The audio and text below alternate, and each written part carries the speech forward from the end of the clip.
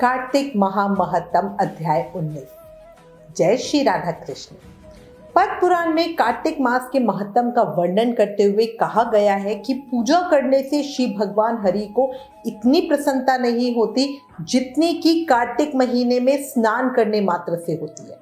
इसलिए सभी पापों से मुक्ति और भगवान वासुदेव की प्रीति प्राप्त करने के लिए प्रत्येक मनुष्य को कार्तिक स्नान करना ही चाहिए। अब श्री गणेश जी महाराज और अपने गुरुदेव को याद करते हुए कार्तिक मास महत्तम का अध्याय 19 सुनते हैं। शिव नंदन गौरी तनय प्रथम पूज्य गणराज, सकल अमंगल को हरो पूरन हो हर काज।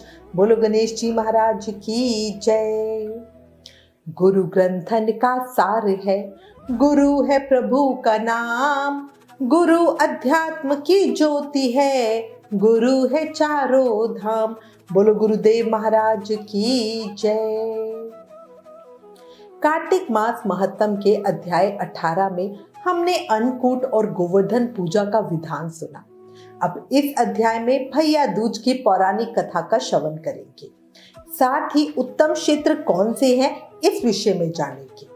शुरू करते हैं। सुनाती हूँ माँ यमुना गंगा और यमराज की सीधी सच्ची बात। 19वां अध्याय कार्तिक मुक्ति का वरदान। बोलो कार्तिक महत्तम की जय, कार्तिक के ठाकुर की जय। नारद जी कहते हैं, हे राजा पृथु, कार्तिक शुक्ल दूज को यम द्वितीया कहते हैं। इस दिन यमुना जी में स्नान करके यमराज का पूजन करते हैं। इसी द्वितीया को भैया दूज भी कहते हैं। इस दिन भाई अपने घर भोजन ना करे, अपनी बहन ना हो तो गुरु की कन्या भी बहन के समान ही होती है, उसके घर भोजन करे। उस दिन बहनें अपने भाई की आयु बढ़ाने के लिए 8 चिरंजीवियों मार्कंडे जी, बलि, व्यास जी, हनुमान जी, विभीषण जी, कृपाचार्य जी, अश्वत्थामा, परशुराम जी का विधिवत पूजन करें। फिर भाई को घर बुलाकर पहले उसके तिलक लगाएं और फिर ये कहें, सूर्य, चंद्रमा, पृथ्वी, समुद्र, वेद, पुराण, तप, सत्य, ब्रह्मा, विष्णु, महेश, देवता, मुनि तथा धर्म, ये सब मेरे भाई की रक्षा करें। जब तक पृथ्वी में सूर्य का तेज है तब तक मेरे भाई की संतति चले। फिर बहन भाई को तिलक करके भोजन कराए। भाई भी अपनी श्रद्धा तथा सामर्थ्य अनुसार दक्षिणा दे। कार्तिक शुक्ल पक्ष की द्वितीया को पूर्वा में यम की पूजा करें। यमुना में स्नान करके मनुष्य यमलोक को नहीं देखता। कार्तिक शुक्ल द्वितीया को पूर्व काल में यमुना ने यमराज को अपने घर पर सत्कार पूर्वक भोजन कराया था। उस दिन नरकीय जीवों को यातना से छुटकारा मिला और उन्हें तृप्त किया गया। वो सब पाप मुक्त होकर बंधनों से छुटकारा पा गए और सब के सब यहाँ अपनी इच्छा के अनुसार संतोष पूर्वक रहे।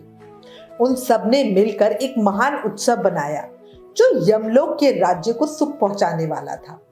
इसलिए ये तिथि तीनों लोकों में यम द्वितीया के नाम से विख्यात हुई।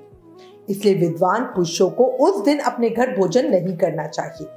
वो बहन के घर जाकर उसी के हाथ से मिले हुए अन्न को, जो पुष्टिवर्धक है, स्नेह पूर्वक भोजन करें तथा जितनी बहनें हो उन सबको पूजा और सत्कार के साथ विधि पूर्वक स्वर्ण आभूषण और वस्त्र दें। सगी बहन के हाथ का अन्न भोजन करना उत्तम माना गया है। उसके अभाव में किसी भी बहन के हाथ का अन्न भोजन करना चाहिए, वो बल को बढ़ाने वाला है। जो लोग उस दिन सुवासिनी बहनों को वस्त्र दान आदि से संतुष्ट करते हैं, उन्हें 1 साल तक कलह और शत्रु के भय का सामना नहीं करना पड़ता। ये प्रसंग धन, यश, आयु, धर्म, काम और अर्थ की सिद्धि करने वाला है। इतनी कथा सुनकर राजा पृथु ने नारद जी से पूछा, हे नारद जी, सब क्षेत्रों में उत्तम क्षेत्र कौन सा है? नारद जी कहने लगे, राजन, सब क्षेत्रों से उत्तम गंगा तथा यमुना का संगम है, जिसमें स्नान आदि करके ब्रह्मा आदि देवता भी इच्छा करते हैं। गंगा के स्मरण मात्र से मनुष्य के अनेक पाप क्षय हो जाते हैं तथा गंगा जी में स्नान करने से मनुष्य के पाप नष्ट होकर कई कुल परम पद को प्राप्त होते हैं।